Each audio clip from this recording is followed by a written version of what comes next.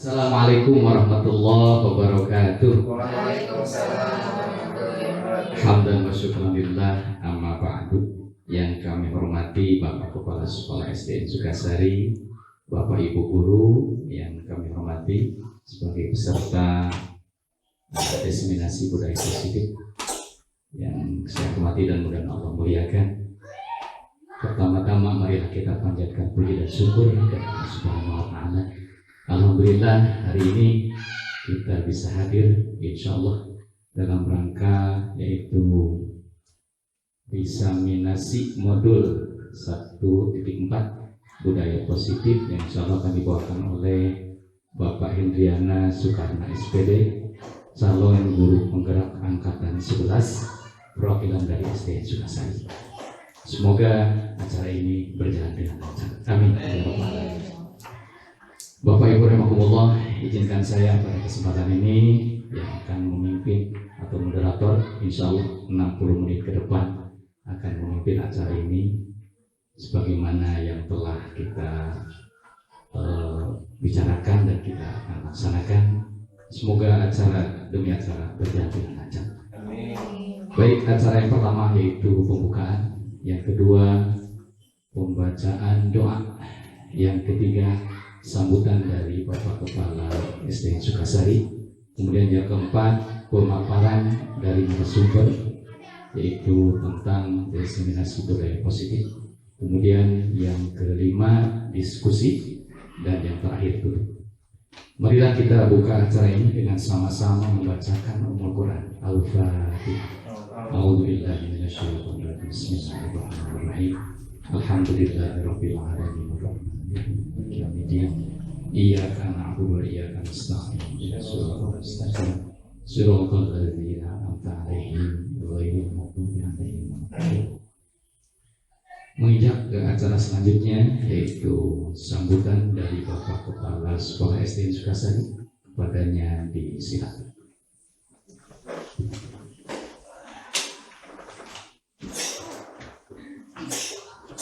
Bismillahirrahmanirrahim. Assalamualaikum warahmatullahi wabarakatuh. Waalaikumsalam warahmatullahi wabarakatuh. Alhamdulillahirabbil alamin.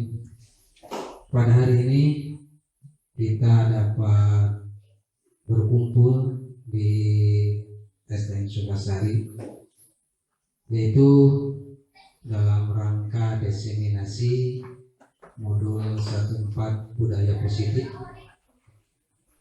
yang mana acara ini merupakan salah satu kegiatan calon guru penggerak ya, yaitu Bapak Hendriana Soekarna SPD dari SD Sukasari.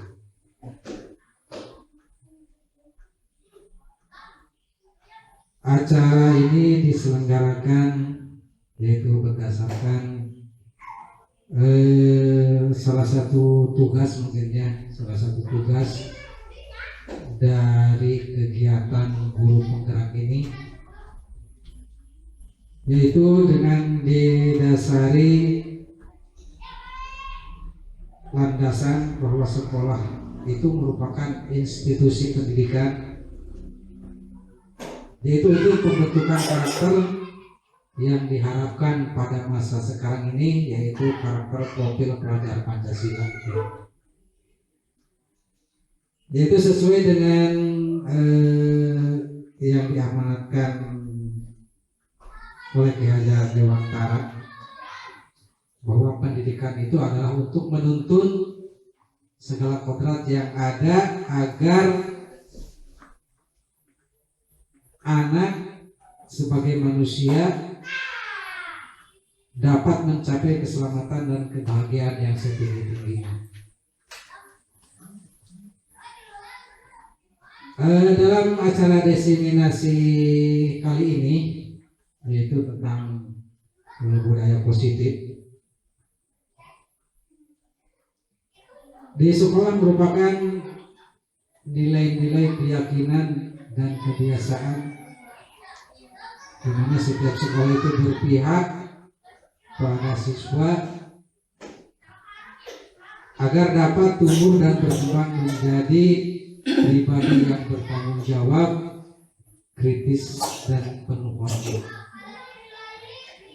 Nah, maka acara ini nanti akan dijelaskan oleh Pak Hendriana sebagai narasumbernya. Nah, mudah-mudahan apa-apa yang disampaikan nanti oleh narasumber Pak Hendriana dapat kita terapkan di kelasnya masing-masing. Nah, mungkin hanya itu saja sebagai sambutan dari kami selaku pimpinan SDN Sukasari. Mohon maaf bila ada kata-kata yang tidak sesuai. Terima kasih. Wabillahi taufiq wal hidayah. Assalamualaikum warahmatullahi wabarakatuh. Mengaturkan terima kasih kepada Bapak Kepala SDN Sukasari yang telah memberikan sambutannya, dan selanjutnya Bapak Ibu Guru, marilah kita simak bersama dan mudah-mudahan kita bisa bisa didapatkan oleh kita dan kita amalkan nanti, insya Allah. Mudah-mudahan kita berbahagia tentunya dari SDN Sukasari ada perwakilan dari Ibu CGP ya.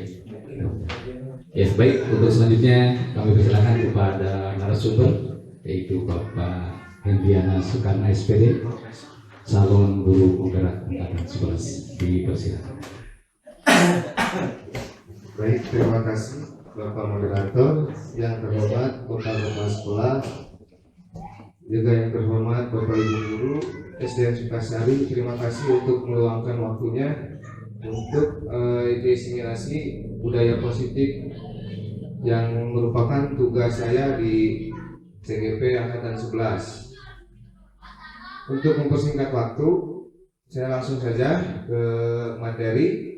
Yang pertama ada pertanyaan pemantik, setuju atau tidak setuju.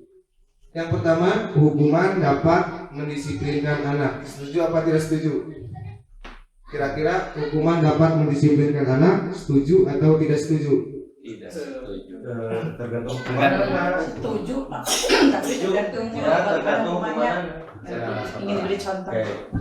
Yang kedua, pemberian hukuman dengan hal positif seperti membaca atau membersihkan halaman sekolah dapat meningkatkan disiplin anak. Setuju atau tidak setuju? Setuju. Yang ketiga, memberi penghargaan dapat meningkatkan motivasi belajar anak. Setuju. Ya, setuju Pak. Untuk pertanyaan pemantik nanti akan terbahas di materi selanjutnya. Ya. Oke. Di sini saya akan menyampaikan 6 materi. Yang pertama, disiplin positif dan nilai-nilai kebajikan universal. Yang kedua, teori motivasi, hukuman dan penghargaan restitusi. Yang ketiga, keyakinan kelas. Yang keempat, kebutuhan dasar manusia dan dunia berkualitas. Yang kelima, ada tentang restitusi, yaitu ada 5 posisi kontrol. Yang keenam, ada restitusi segitiga restitusi. Lanjut ke materi yang pertama, ada disiplin positif dan nilai-nilai kebajikan universal. Nah, di sini saya akan membahas dulu apa makna dari disiplin itu sendiri. Disiplin berasal dari bahasa Latin, yaitu disiplina, yang artinya belajar. Disiplin diri membuat orang mengenali potensinya menuju sebuah tujuan apa yang dia hargai. Disiplin merupakan sikap dan perasaan taat dan patuh terhadap nilai-nilai yang dipercaya yang merupakan tanggung jawabnya. Selanjutnya ada nilai-nilai kebajikan universal. Nilai-nilai kebajikan universal adalah nilai-nilai yang disepakati bersama, terlepas dari suku bangsa, agama, bahasa maupun latar belakang. Nilai-nilai kebajikan tersebut dapat berupa keadilan, tanggung jawab, kejujuran, rasa syukur, kasih sayang, dan lain sebagainya.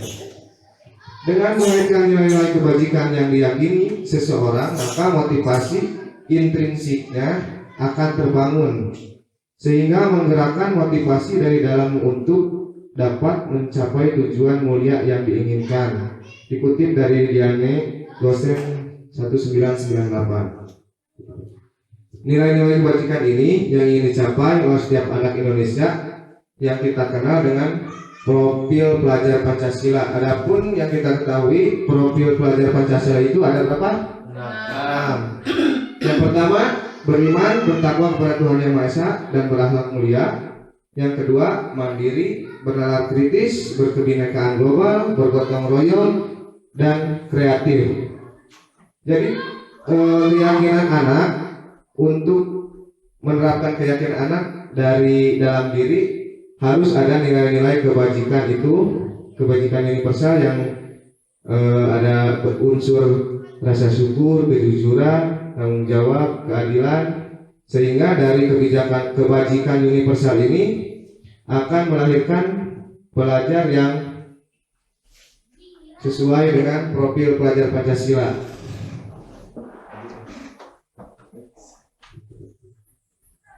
Materi berikutnya, teori motivasi, hukuman, penghargaan, dan restitusi.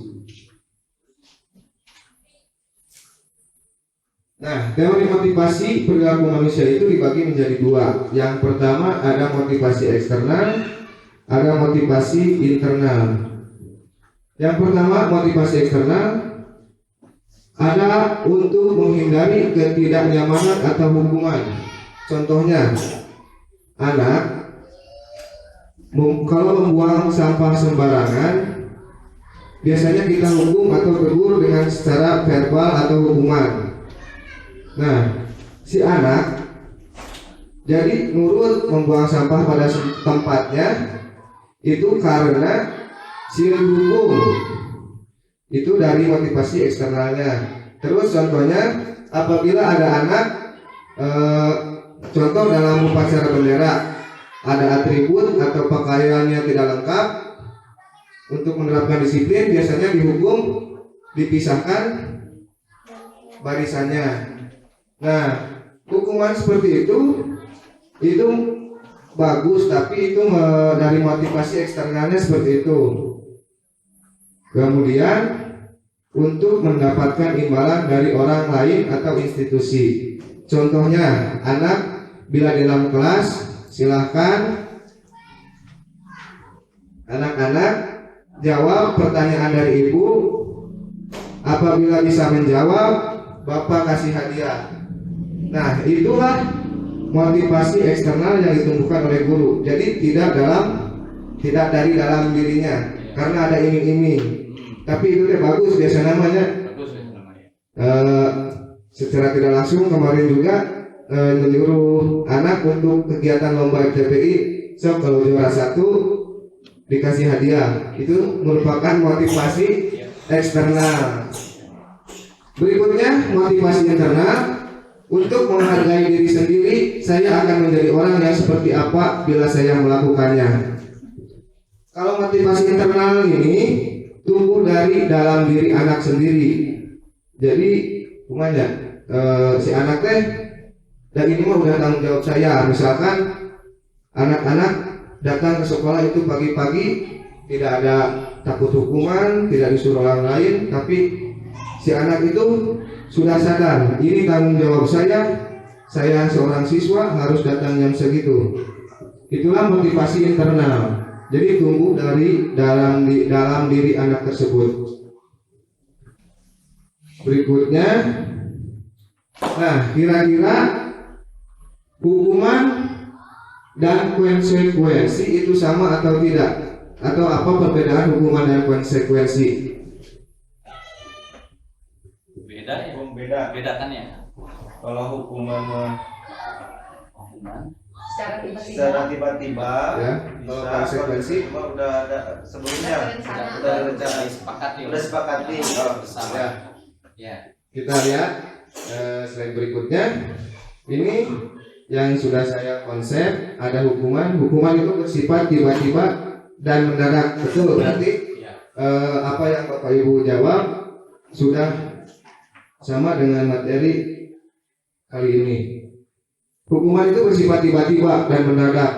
Anak sebelumnya tidak tahu apa-apa yang akan terjadi. Contohnya, bila anak melakukan kesalahan, kita langsung menjudge anak tersebut seperti dengan hukuman push up atau lari, biasanya saya begitu. Anak ada yang gerei, ada yang gerei. Nah, ada yang nakal atau ada yang berkata kasar, biasanya push up 10 kali. Jadi tiba-tiba tidak ada kesepakatan dulu sama anak, kalau nggak berkata kasar harus gitu, harus push up. Itu mah hukuman, berarti bersifatnya tiba-tiba, jadi refleks ya. Kemudian konsekuensi, kalau konsekuensi itu sudah terencana dan sudah disepakati, murid sudah tahu konsekuensi apa yang diterima jika melanggar suatu peraturan. Contohnya, anak di dalam kelas membuang sampah sembarangan. Mungkin bapak ibu guru wali kelas sudah membuat kesepakatan kelas itu sendiri. Konsekuensinya seperti apa? Bisa berupa nyanyian atau joget supaya anak bisa membuang sampah pada tempatnya.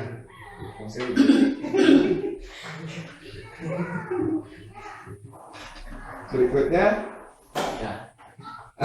restitusi. Restitusi adalah sebuah cara untuk menanamkan disiplin positif pada siswa tanpa menghakimi, melainkan dengan cara memberikan kesempatan pada siswa secara bebas untuk memperbaiki kesalahan mereka dengan cara dan kesadaran mereka sendiri.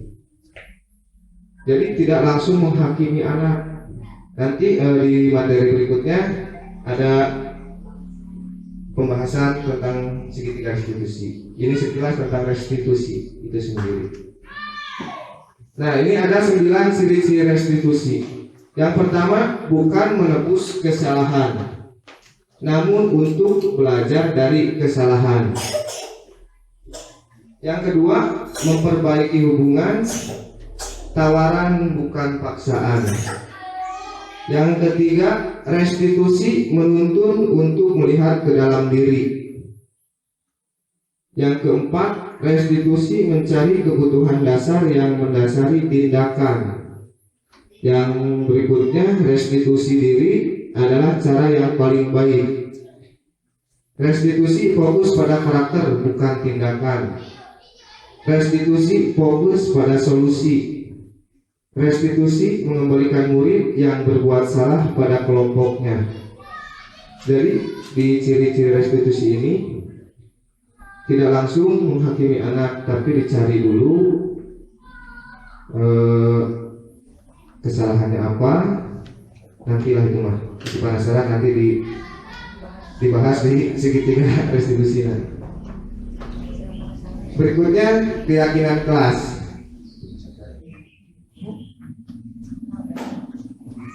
Nah, mengapa tidak peraturan saja?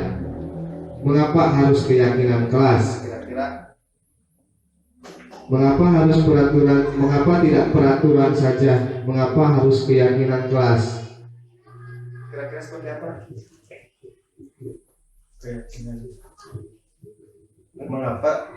Mengapa tidak peraturan saja? Mengapa harus keyakinan kelas? Tidak peraturan kelas. Mengapa harus keyakinan kelas? Karena kalau keyakinan kelas kan untuk meningkatkan itu motivasi. Jadi kalau peraturan sudah terikat, kalau sudah ada hukuman, kalau keyakinan mah motivasi. Di sini untuk kalau peraturan kelas saja itu si anak mendapatkannya dari motivasi eksternal tadi, dari orang lain. Dasar hukum melakukan etate karena dia mendukung. Tetapi kalau keyakinan kelas untuk mendukung motivasi intrinsik si anak, kembali ke nilai-nilai atau keyakinan-keyakinan yang lebih menggerakkan seseorang dibandingkan mengikuti serangkaian peraturan-peraturan.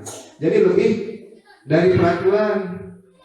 Kalau sudah meyakini mah dari nilai-nilai kebajikan tadi, si anak pasti dari cara moge bisa melakukan itu.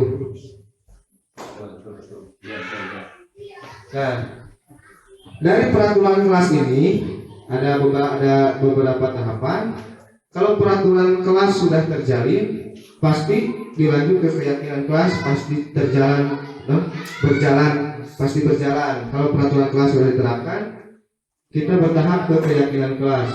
Kalau keyakinan kelas sudah terjalin atau berjalan, lingkungan positif pun akan muncul. Dimulai dari kelas sendiri, lingkungan positif. Nanti kalau lingkungan positif di tiap kelas sudah berjalan, maka akan timbul budaya positif di sekolah kita.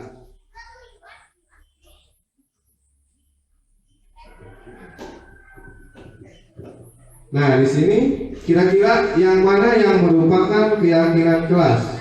Mengapa? Menurut Bapak Ibu, kira-kira yang mana yang merupakan keyakinan kelas? Yang kami murid ini Pak, yang kami guru dan murid saling menyayangi. Mengapa? Karena udah ada keyakinan ini. Ya, betul. Nah, keyakinan kelas adalah di tabel yang kami guru dan murid saling menyayangi. Iya, yakin. Ya, kalau peraturan kelas seperti ini, kalau keyakinan kelas yang tabel sebelah sana, karena mengapa kami guru dan murid saling menyayangi? Otomatis kami guru dan murid saling menyayangi, pasti anak tidak ada yang bertengkar. Karena motivasi Nah, kalau di kesepakatan kelas yang merupakan peraturan, datang tepat waktu mengucapkan salam, terus selalu melaksanakan piket sesuai jadwal, berdoa sebelum dan sesudah kegiatan, aktif dalam pembelajaran, jangan menyontek. Nah, kalau di keyakinan kelas selalu melaksanakan piket sesuai jadwal itu bisa kami murid yang bertanggung jawab. Iya, betul. Jadi si anak sudah punya tanggung jawab tersendiri yang tertanam di dirinya. Terkudu ningali jadwal piket, biasanya sok terus ingat si siswa, si anak tersebut. Ya, bagian abdi gitu. Ya. Terus berdoa sebelum dan sesudah kegiatan. Itu termasuk murid yang semangat belajar. Terus melaksanakan piket sesuai jadwal dan sudah berdoa sebelum dan sesudah kegiatan. Tadi dan aktif dalam pembelajaran itu kami murid yang bertanggung jawab. Kami murid yang semangat belajar. Kalau semangat belajar anak tumbuh dari dirinya sendiri, pasti aktif di dalam pembelajaran tersebut. Nah, terus jangan menyontek. Kalau di keyakinan kelas, bikin keyakinan kelas kami murid yang selalu jujur. Kalau anak sudah punya rasa jujur dalam dirinya, mau nyontek, mau melakukan kecurangan, ya makanya mau kopas.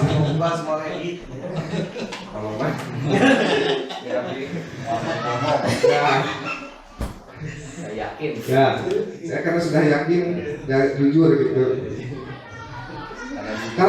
Maka dari kita mulai dari perlahan, karena budaya positif atau keyakinan kelas ini tidak bisa diterapkan secara serentak atau sekaligus, harus perlahan. Jadi tidak bisa akhirnya perlu bisa menerapkan itu susah. Harus ada adaptasi terlebih dahulu. Ya, udah deh.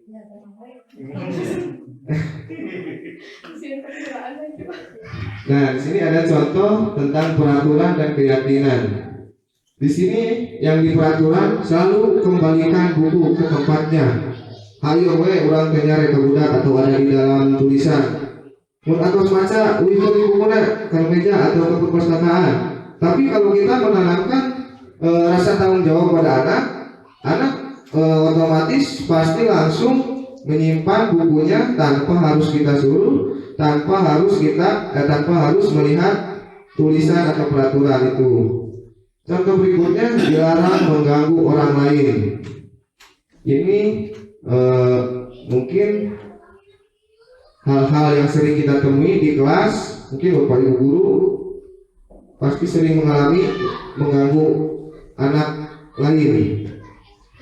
Tapi kalau kita menumbuhkan rasa keyakinan kelas untuk menghormati orang lain, insya Allah si anak sudah bisa menghormati orang lain, tidak akan mengganggu orang lain. Yang berikutnya, dilarang melakukan kekerasan. Keyakinannya menghormati orang lain dan keselamatan. Kalau mempunyai keyakinan itu, anak oke mau nonjok batur, dan udah tahu itu keselamatan orang lain bisa terancam. Kemudian ada peraturan, ada jangan berlarian di kelas. Keyakinannya mempunyai rasa tanggung jawab. Bertanggung jawabnya gede mah ada si budaknya mau lompatan atau main bola di kelas. Berikutnya, kebutuhan dasar manusia dan dunia berkualitas. Di sini ada 5 kebutuhan dasar manusia. Yang pertama survival, yaitu bertahan hidup, belonging, kasih sayang, power, kekuatan, fun itu kesenangan, kemudian freedom, kebebasan. Di sini saya akan membahas satu persatu tentang 5 kebutuhan dasar manusia. Yang pertama survival atau bertahan hidup. Di sini kebutuhan yang bersifat fisiologis untuk bertahan hidup, misalnya tentang kesehatan, rumah, makanan, ya pokoknya mah sandang, pangan, papan eta. Yang kedua, belonging, kasih sayang dan rasa diterima atau kasih sayang dan rasa diterima, yaitu kebutuhan untuk disayangi dan diterima menjadi bagian dari suatu kelompok. Yang ketiga, ada power atau penguasaan atau kekuatan, berhubungan dengan kekuatan untuk mencapai sesuatu, menjadi kompeten, diakui atas prestasi dan keterampilan kita, didengarkan, memiliki rasa harga diri tinggi. Biasanya anak-anak yang memiliki kebutuhan dasar ini ingin selalu menjadi pemimpin dan merasa kecewa jika melakukan kesalahan. Contohnya, bila si anak biasanya sok juara kelas wae, sakalina membuat kesalahan pasti dia merasa kecewa. Hayang bener wae, terus hayang menang ulah batur teh gitu. Batur mah ulah bener teh berurang wae. Nah itu teh merupakan kebutuhan dasar anak untuk penguasaan atau power.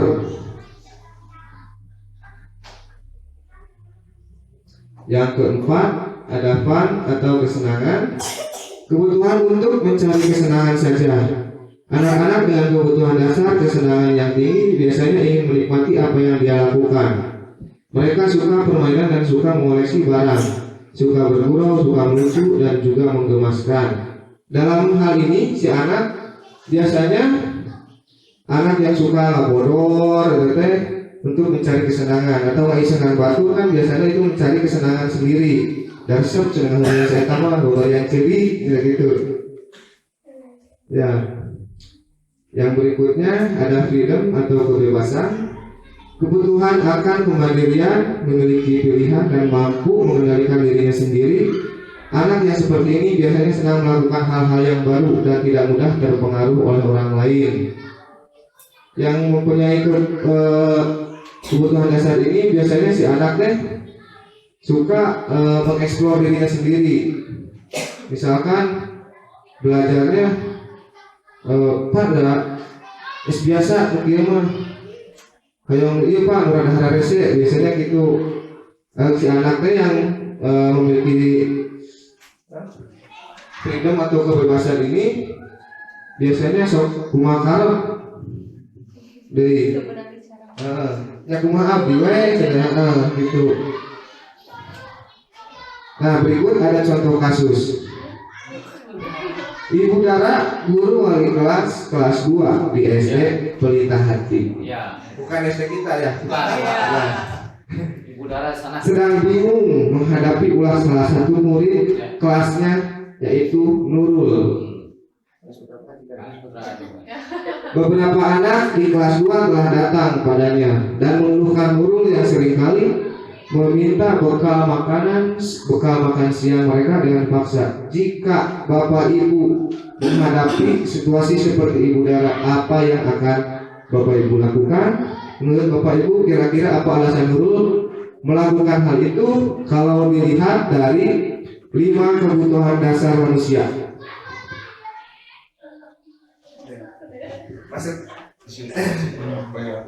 Nah, kalau dilihat dari tadi, dari bertahan hidup atau survival tadi, si Nurul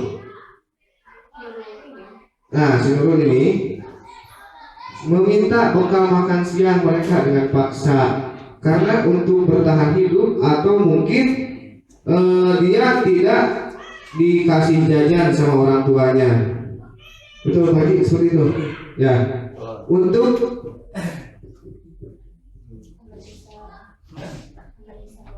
agar bisa makan. Jadi meminta kepada temannya.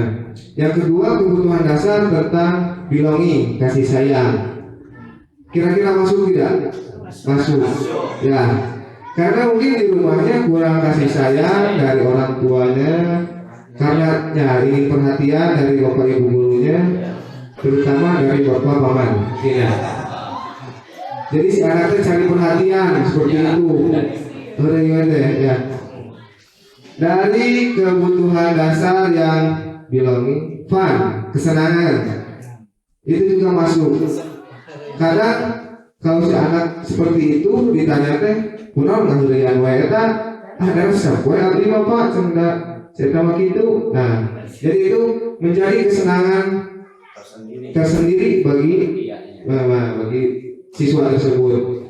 Kemudian dari freedom kebebasan, dia mah masuk juga karena ingin mencari hal-hal baru. Misalkan kadang kan di sini seringkali meminta bekal makan siang mereka. Terus di situ ada contohnya beberapa anak di kelas muntos ngeheurean hiji teh. Karena pasti semua anak pernah diheurean atau dijaili. Guru lagi pernah. Jadi pokoknya si anak itu mah di luar Nurul kayaknya. Kelakuannya teh. Ya. Nah dari contoh kasus tersebut, berarti si anak tersebut kebutuhan dasarnya keseluruhan ya, kompleks berarti. Sebenarnya harusnya yang menangani seperti ini mah guru BK biasanya. Ya, harus ada bimbingan konseling. Tetapi kan kita di sekolah dasar mah harus segera bisa. Guru SD mah harus guru borongan gitu ya.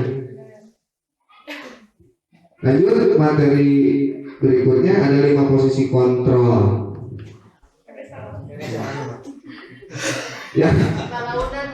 Yang pertama, posisi kontrol sebagai penghukum. Seorang penghukum bisa menggunakan hukuman fisik maupun verbal. Orang-orang yang menjalankan posisi penghukum senantiasa mengatakan bahwa sekolah memerlukan sistem atau alat yang dapat lebih menekankan murid lebih dalam lagi.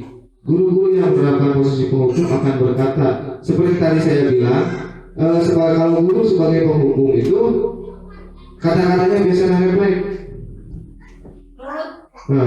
Patuhi aturan saya atau awas, sok diam, mundur, kumaha gitu. Hasilnya kemungkinan murid marah dan menendam atau bersifat agresif. Biasanya seperti itu.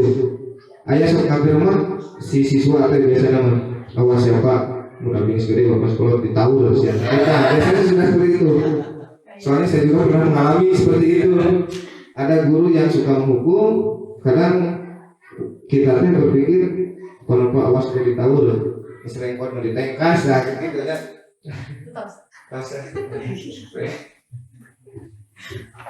Kemudian ada pembuat merasa bersalah. Pada posisi ini biasanya guru akan bersuara lebih lembut Pembuat rasa bersalah akan menggunakan keheningan yang membuat orang lain merasa tidak nyaman, bersalah atau rendah diri. Kata-kata yang keluar dengan lembut akan seperti, ibu atau bapak sangat kecewa sekali dengan kamu. Atau kata, gimana coba kalau orang tua kamu berbuat, orang tua kamu tahu kamu berbuat seperti ini. Jadi secara tidak langsung ada positif negatifnya. Kalau negatifnya biasanya membuat si anak itu mentalnya menjadi down.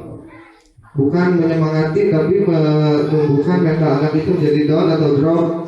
Karena nyata karunya ke bapak capek kegorowokan, mana karena kahului wae. Nah biasanya seperti itu. Posisi kontrol guru membuat merasa bersalah.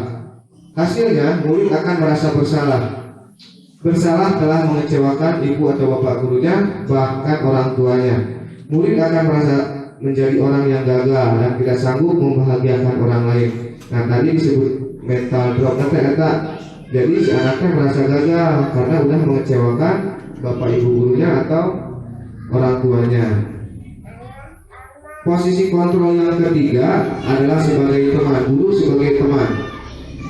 Guru pada posisi ini tidak akan menyakiti murid, namun akan tetap berupaya mengontrol muridnya melalui persuasi atau dengan percakapan. Posisi teman pada guru bisa negatif ataupun positif. Positif di sini berupa hubungan baik yang terjalin antara guru dan murid. Guru di posisi ini, guru di posisi teman menggunakan hubungan baik dan humor untuk mempengaruhi seseorang. Mereka akan berkata, atulah tong deui wae dan jeung bapak karunya si anak itu posisi bersalah kata mah. Ayolah bantu bapak seperti itu. Ya sudahlah, biar sebaiknya ke bapak di beresan nama. Nah, hal negatif dari posisi teman adalah bila suatu saat guru tersebut tidak membantu, maka murid akan kecewa. Hal lain yang mungkin timbul adalah murid hanya akan bertindak untuk guru tertentu dan tidak untuk guru lain. Jadi si muridnya akan ketergantungan pada salah satu guru. Kalau posisi teman ini negatifnya seperti itu. Posisi kontrol yang keempat yaitu adalah memantau. Yaitu memantau berarti mengawasi. Pada saat kita mengawasi, kita bertanggung jawab atas perilaku orang-orang yang kita awasi. Posisi pemantau berdasarkan pada peraturan-peraturan dan konsekuensi. Dengan menggunakan sanksi atau konsekuensi, kita dapat memisahkan hubungan pribadi kita dengan murid. Sebagai seorang yang menjalankan posisi pemantau, pertanyaan yang diajukan seorang pemantau biasanya peraturannya apa? Terus sanksi atau konsekuensinya seperti apa? Bisa itu kan biasanya sering diterapkan di dalam kelas. Itu kita sebagai posisi pemantau. Peraturan namun melanggar teh terus hukuman atau sanksi konsekuensinya seperti apa? Hasilnya murid memahami konsekuensi yang harus dijalankan karena telah melanggar salah satu peraturan sekolah. Guru tidak menunjukkan suatu emosi yang berlebihan, menjadi marah atau membuat merasa berbuat salah. Itu mah hanya kita memantau tentang kelakuan anak yang sudah disepakati di dalam kelas tersebut. Yang terakhir, posisi kontrol guru sebagai manajer.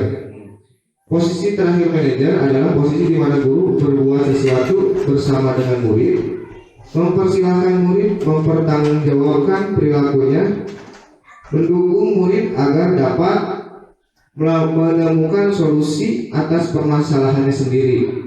Di sini penekanan bukan pada kemampuan membuat konsekuensi, melainkan dapat berkolaborasi dengan murid bagaimana memperbaiki kesalahan yang telah diperbuat anak. Seorang manajer akan berkata, apa yang kita yakini, kita kembali lagi ke keyakinan kelas kita. Apakah kamu meyakininya bahwa perbuatan itu salah? Jika kamu meyakininya, apakah kamu bersedia memperbaikinya? Kemudian apa rencana kamu untuk memperbaiki hal ini? Contohnya seperti ini. Kenapa kamu kesiangan? Kan sudah tahu di peraturan kelas kita tidak boleh datang terlambat. Setelah itu kita sudah membuat keyakinan kelas. Apakah kamu meyakini keyakinan kelas tersebut? Terus kalau iya meyakininya, apakah kamu bersedia memperbaikinya supaya kamu tidak datang terlambat? Terus rencananya kedepannya apa yang akan kamu lakukan untuk memperbaiki hal tersebut? Itu posisi kontrol sebagai guru, sebagai manajer. Yang berikutnya materi tentang segitiga restitusi. Kalau tidak salah ini materi terakhir. Ya. Nah, di sini segitiga restitusi ada 3 tahapan. Yang pertama, menstabilkan identitas, validasi tindakan yang salah, kemudian menanyakan keyakinan. Nah, contoh tadi berarti sudah ada di tahap menanyakan keyakinan. Berikutnya saya akan menjelaskan terlebih dahulu satu persatu yang tentang menstabilkan identitas.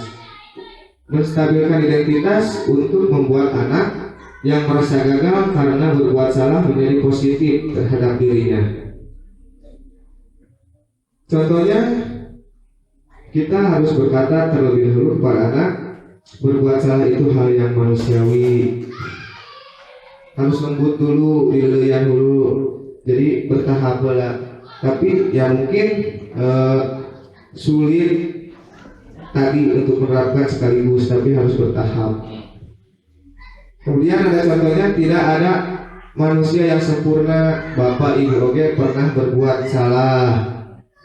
Nah, di segi restitusi untuk menstabilkan identitas anaknya seperti itu.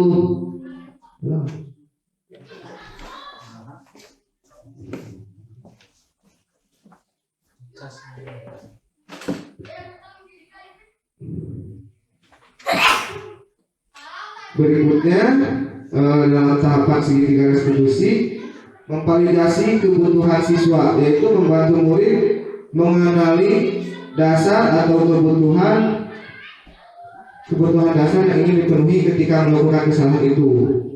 Di sini biasanya guru bertanya, kamu pasti punya alasan kenapa kamu melakukannya. Terus apa yang penting bagi kamu? Maukah kamu belajar cara lain untuk mendapatkan yang kamu butuhkan tanpa harus memukul? Apakah kamu bisa melakukan dengan lebih baik besok lagi? Seperti itu. Next. Nah juga.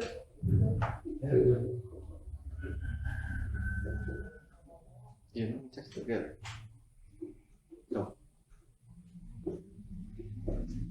Di segitiga restitusi yang tahapan berikutnya ada menanyakan keyakinan, yaitu anak melihat kesalahannya dengan norma sosial dan nilai-nilai yang mendasari manusia berinteraksi dengan orang lain. Contoh pertanyaannya, apa nilai yang kita percaya di kelas atau sekolah kita? Nilai-nilai universal apa yang telah kita sepakati? Kelas yang ideal itu seperti apa sih? Kamu ingin menjadi anak seperti apa? Apa yang kamu rasakan ketika kamu melakukan itu? Kamu menjadi orang yang seperti apa? Menanyakan keyakinan anak tersebut. Berikutnya, terima kasih. Jadi penerapan budaya positif di sekolah ini kesimpulannya tidak bisa dilakukan secara serentak, tetapi harus secara bertahap, mulai dari diri kita menerapkan di kelas.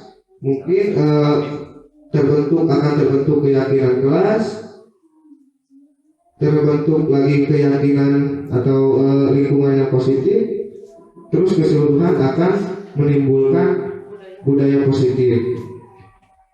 Pasti Bapak Ibu gerak setelah melihat materi ini secara perlahan hoyong menerapkan budaya positif seperti itu. Abdi kan biasanya gogorowokan jadi rekamok deh, oh salah gitu. Jadi ayat reman gitu ya. Mudah-mudahan kita bisa menerapkan budaya positif di sekolah kita. Dan sebenarnya mah kadang anak teh lain terasa dicarekan, jadi tujuannya seperti itu. Dicarekan kadang sok ceri, udah dicarekan. Dan terima kasih, mohon maaf apabila ada kesalahan. Untuk sesi berikutnya saya serahkan ke moderator. Oke, terima kasih Bapak narasumber ya. Sekarang masuk ke acara diskusi ya. Silakan dari para peserta yang hadir. Barangkali dari Ibu Mas, silakan. Nah, pertanyaan, silakan. Sedikit Pak, mohon maaf. Ada sedikit yang ingin saya tanyakan, yaitu bagaimana cara menanamkan atau menerapkan keyakinan kelas pada peserta didik sehingga menjadi motivasi intrinsik pada peserta didik itu sendiri, yang akhirnya menjadi kebiasaan atau menjadi karakter yang positif pada peserta didik. Bagaimana? Siap, langsung saja ya. Terima kasih Bu atas pertanyaannya. Mungkin saya akan mencoba langsung menjawab. Tadi menerapkan motivasi keyakinan kelas pada anak supaya menjadi motivasi intrinsik pada peserta didik. Seperti tadi yang saya katakan Bu, motivasi intrinsik ini tidak bisa dibangun instan, harus secara bertahap. Harusnya dengan misalkan dengan setiap upacara kita menyebutkan seperti tadi keyakinan kelas, atau di kelas juga bisa, karena kita satu kelas harus saling menyayangi, harus saling menghormati satu sama lain. Jadi kita harus berusaha mengurangi kata jangan entong gitu, dilarang. Jadi kita harus bisa berupaya menerapkan unsur-unsur nilai-nilai kebajikan seperti tadi. Harus ada rasa tanggung jawabnya, rasa kasih sayang. Pasti secara perlahan, mudah-mudahan itu bisa tertanam pada diri anak. Harus sering Bu, biasanya seperti itu Bu. Jadi tidak bisa langsung diterapkan sekaligus. Seperti itu Bu mungkin.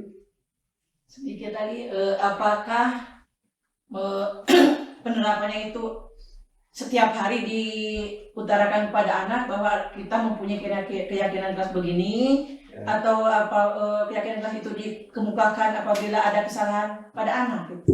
Untuk itu saya mencoba di setiap saya mengajar gitu Bu, misalkan ada anak yang hari ini gitu ngarecek wae atau ngatelan batur, saya berusaha mengutarakan pan kalian satu kelas harus tadi Bu harus bisa saling menyayangi, menghormati. Jadi kalau kalian saling menyayangi atau menghormati, pasti mau ngaheureun batur gitu Bu. Saya menerapkannya seperti itu Bu. Oke. Dari yang lain masih ada yang ingin didiskusikan atau ada yang ingin menambahkan, sudah memahami dari materi ini, ingin menambahkan pertanyaan dari Ibu Imas?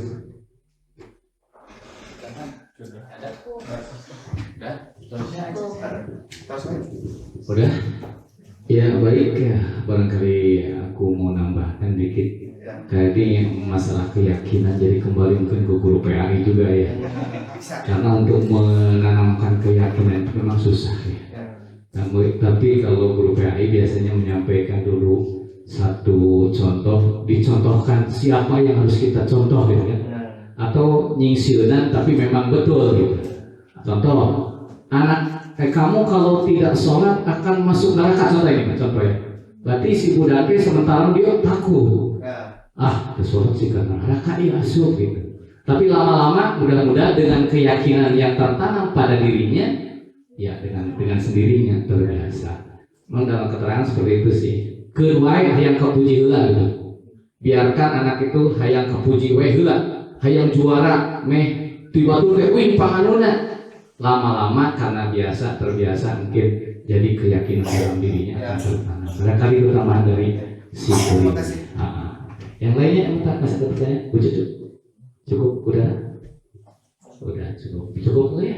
Asal disimpulkan dulu oleh Pak Narasumber. Oh udah. Bapak Ibu rahimakumullah, alhamdulillah acara kita hari ini yaitu acara mungkin pembelajaran ya atau kita mengalami ilmu ya, karena ada keterangan baligu ani walau ayat ya. Sampaikan lain walaupun satu ayat kita berbagi dari Bapak Hendriana SPD. Alhamdulillah, mudah-mudahan kita bisa menyerapnya dan kita bisa mengamalkan di kelasnya masing-masing. Oke, terima kasih. Baik, kita tutup saja untuk acara ini dengan sama-sama membacakan doa hamdalah. Alhamdulillahirabbil alamin.